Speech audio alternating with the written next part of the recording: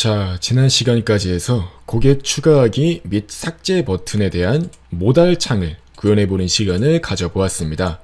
자, 하지만 아직도 웹사이트가 예쁘다라는 생각은 안 들죠?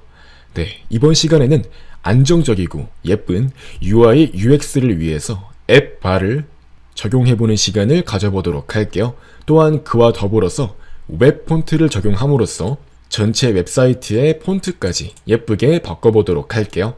자, 앱바는 검색바, 내비게이션 바 등의 목적으로 사용이 되는데요.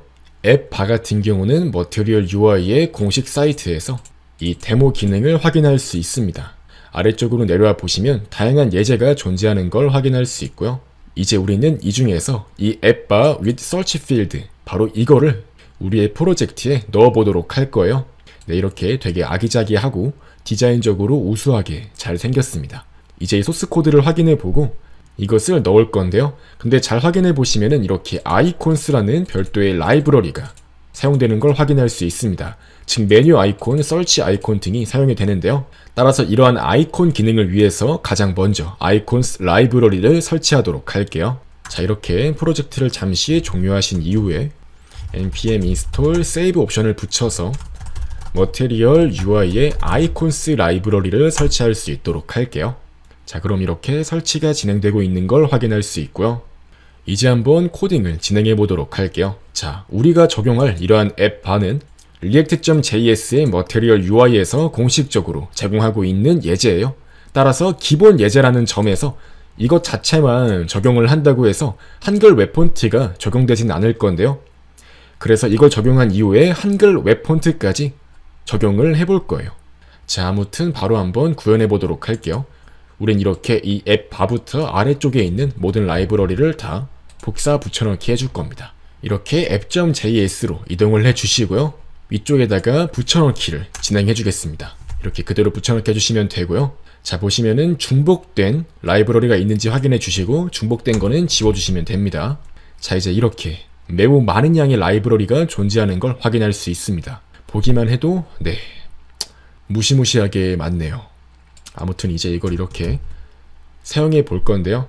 자, 이제 우린 여기에서 이 루트 같은 경우는 우리가 지난 시간에 만들어준 적이 있어요. 그러니까 이를 제외하고 이 루트의 아래쪽에 있는 모든 디자인 클래스들을 다 이렇게 복사하신 다음에 우리의 디자인으로 붙여넣기 해줄게요. 자, 이렇게 성공적으로 디자인 요소들이 잘 들어간 걸 확인할 수 있습니다. 자, 이제 이렇게 스타일까지 넣어 주었고요. 바로 아래쪽으로 내려와서 우리가 뭘 해줄 거냐면요. 일단 지금은 이렇게 페이퍼에 루트라는 클래스가 적용되어 있는데요. 이걸 이제 가장 바깥쪽에 있는 div 클래스로 옮겨 줄게요. 그 다음 이제 이렇게 예제를 확인해 보시면 가장 위쪽에 앱바가 들어가게 되는데요. 바로 이 앱바 부분을 그대로 복사해서 붙여넣기 해줄 겁니다. 바로 여기다가 이렇게 붙여넣기 해주시면 되고요. 그러면은 가장 위쪽에 앱바가 들어가게 되는 거고, 그 아래쪽에 우리가 기존에 만들었던 이 페이퍼 안에 들어가는 고객 정보 테이블이 위치하게 된다는 거죠. 따라서 이제 이렇게 이 앱바의 내용을 바꿔줄 거예요. 고객 관리 시스템이라고 넣어주시면 되고요. 그 다음 이제 이 아래쪽에 있는 검색 창에는 검색하기라는 힌트를 보여줄 수 있도록 하면 되고요.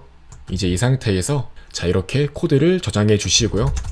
다시 한번 프로젝트를 구동시킬 수 있도록 해볼게요. 만약 설치가 안 된 라이브러리 등이 존재한다면 여기에서 마찬가지로 라이브러리를 설치하라고 오류 메시지가 나올 수 있어요. 자, 이런 식으로 새로 고침이 완료가 되니까 이렇게 오류 메시지가 출력이 되네요. 자, 보니까 svg icon이라는 라이브러리가 설치가 안 되어 있다고 해요. 네, 이건 제가 실수를 한 건데요. 생각을 해보니까 저희 프로젝트 같은 경우는 이 클라이언트 폴더와 서버 폴더가 각각 구분되어 있고 각각 서로 다른 노드 모듈 파일을 가지고 있어요. 그렇기 때문에 제가 아까 전에 애초에 그 아이콘스를 설치할 때 이 클라이언트 폴더로 이동을 해서 설치를 해야 했습니다. 근데 제가 서버 폴더에서 이 아이콘을 설치하도록 했었죠. 그래서 오류가 발생한 거였어요. 내가 다시 이렇게 클라이언트 폴더로 이동해서 머티리얼 UI의 아이콘을 설치할 수 있도록 하겠습니다. 다시 말해서 이 app.js는 클라이언트의 소스 코드이기 때문에 여기에서 이 아이콘 관련 라이브러리가 사용이 된다면 이 클라이언트를 기준으로 해서 설치할 수 있도록 해야 된다는 거죠. 그러니까 굉장히 자주 할 수 있는 실수 중 하나니까요. 또 마찬가지로 여러분들한테 일부러 알려드리려고 실수를 했다고 할 수 있습니다. 결과적으로 다시 우리 프로젝트의 루트 폴더로 이동하신 뒤에 얀 dev를 입력해서 다시 한번 서버를 구동시켜 보도록 할게요. 자, 이제 우리가 적용한 디자인이 대략적으로 적용되어 있는 걸 확인할 수 있습니다. 다만 보시면 아직 디자인이 뭔가 문제가 있어 보여요. 위쪽으로 불필요한 여백이 들어가 있고 이렇게 오른쪽에도 여백이 있으며 스크롤 바가 적용되어 있죠. 이제 이것은 기존에 우리가 만들어 놓은 디자인에 이러한 앱 바를 그냥 단순히 입히기만 했기 때문에 발생하는 문제입니다. 그렇기 때문에 이러한 앱 바에 맞게 전반적인 디자인을 약간씩 손봐줄 필요가 있는 거예요. 따라서 디자인을 조금씩 바꿔주겠습니다. 자, 기본적으로 이 테이블 디자인은 그냥 지워주도록 하고요. 또한 이 루트 클래스에서는 오버플로우가 즉 스크롤이 발생하지 않도록 하고 이렇게 최소 1080픽셀을 가질 수 있도록 해줄게요. 또한 고객 데이터가 담기는 이 페이퍼 디자인 같은 경우는 왼쪽과 오른쪽으로 약간씩 마진을 줄 수 있도록 할게요. 즉 여백을 주겠다는 거고요. 자, 이제 새로 고침을 해보시면 이런 식으로 전체 페이지에 대해서 스크롤바가 생기니까 안정적으로 불필요한 여백이 존재하는 현상은 고쳤습니다. 자, 이제 이렇게 새로 고침을 해보시면 위쪽과 오른쪽에 존재했던 불필요한 여백이 사라진 걸 확인할 수 있고요. 스크롤 바 또한 불필요하게 더 이상 보이지 않는 걸 확인할 수 있습니다. 또한 여기에서 개선하고자 하는 부분이 하나 더 있는데요. 바로 이 테이블 로우에 각각의 속성들이 차례대로 하나씩 명시가 되어 있다는 거예요. 따라서 한 명의 고객에 대한 속성을 이렇게 하나하나씩 다 넣는 것보다는 위쪽에서 배열 형태로 명시를 해서 사용을 해보도록 할게요. 자, 차례대로 번호, 프로필 이미지, 이름, 생년월일, 성별, 직업, 설정입니다. 이제 이것을 마찬가지로 맵 함수를 이용해서 사용자에게 하나씩 보여줄 수 있도록 할 거예요. 자, 셀 리스트에서 맵 함수를 이용해서 각 원소를 이 C라는 변수로 다룰 수 있도록 할 거고요.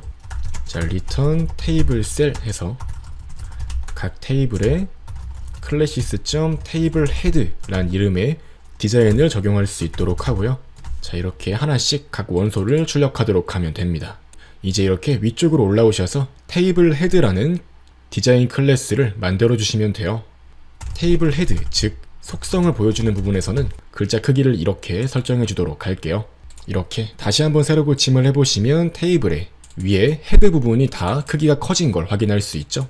또한 여기에서 디자인적으로 보았을 때 이 고객 추가하기 버튼이 이렇게 아래쪽에 들어가 있는 경우 고객 데이터가 많아지면 고객 추가하기 버튼을 누르기 위해서 아래쪽으로 스크롤을 많이 해야 돼요. 그렇기 때문에 이 고객 추가하기 버튼을 위쪽으로 올려줄 수 있도록 할게요. 따라서 이렇게 아래쪽에 있는 커스터머 애드 버튼을 바로 이 앱바 아래쪽으로 넣어줍니다.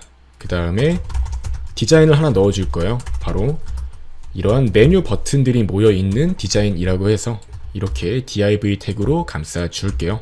그럼 이제 이 메뉴란 이름의 디자인 또한 작업을 해줘야겠죠. 자, 기본적으로 가운데 정렬로 각 원소가 보여질 수 있도록 만들게요. margin top 15 주시고요. margin bottom 15 주시고 이렇게 디스플레이 속성을 플렉스로 넣어주시고 가운데 정렬해서 각 원소를 보여줄 수 있도록 하시면 됩니다. 자, 이렇게 새로 고침을 해보시면 정상적으로 고객 추가하기 버튼이 앱 바와 테이블 중간에 들어가 있는 걸 확인할 수 있습니다.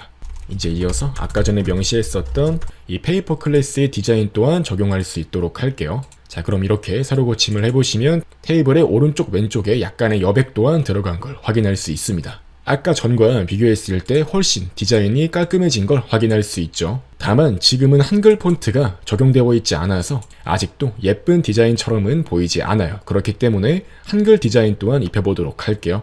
바로 한번 이와 같이 index.css에서 웹 폰트를 불러올 수 있도록 명시를 해줄게요. 자, import http fonts.googleapis.com 그 다음에 early access noto sans kr 이라는 이름의 글씨체를 사용할 수 있도록 할게요. 이 noto sans kr 같은 경우는 무료로 이용할 수 있는 예쁜 웹 폰트예요. 그래서 이제 이것을 이용하도록 할게요. 이제 index.js에서 머테리얼 UI의 전체 테마 폰트로 방금 우리가 이렇게 index.css에서 불러왔던 노토산스 kr이 적용될 수 있도록 할게요. 따라서 가장 먼저 이 폰트 패밀리의 값으로 노토산스 kr을 가장 첫 번째로 우선적으로 적용할 수 있도록 넣어 주시고요. 다시 이렇게 index.js로 돌아오셔서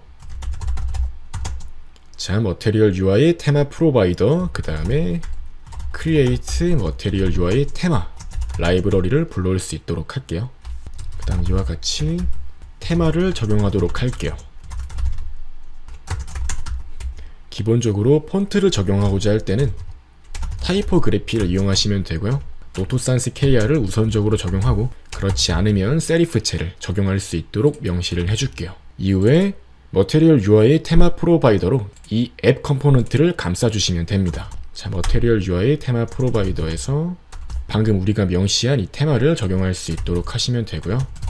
우리의 전체 앱 프로젝트에 이러한 글씨체가 적용될 수 있도록 설정을 해준 겁니다.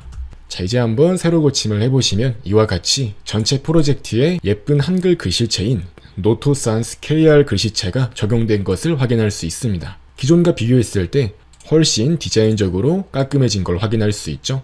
흔히 다양한 블로그에서 기본 글씨체로 가장 많이 적용이 되어 있는 한글 폰트 중 하나니까요. 여러분들도 이것을 한번 이용해 보시는 걸 추천드립니다.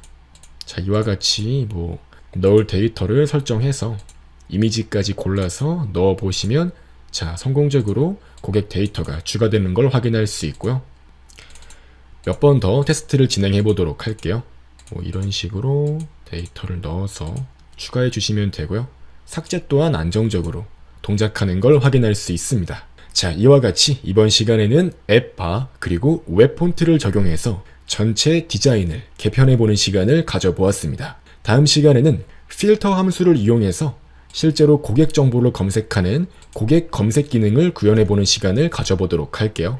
자, 이로써 이제 전체 프로젝트의 외형적인 부분이 잘 정상적으로 잡히기 시작했습니다.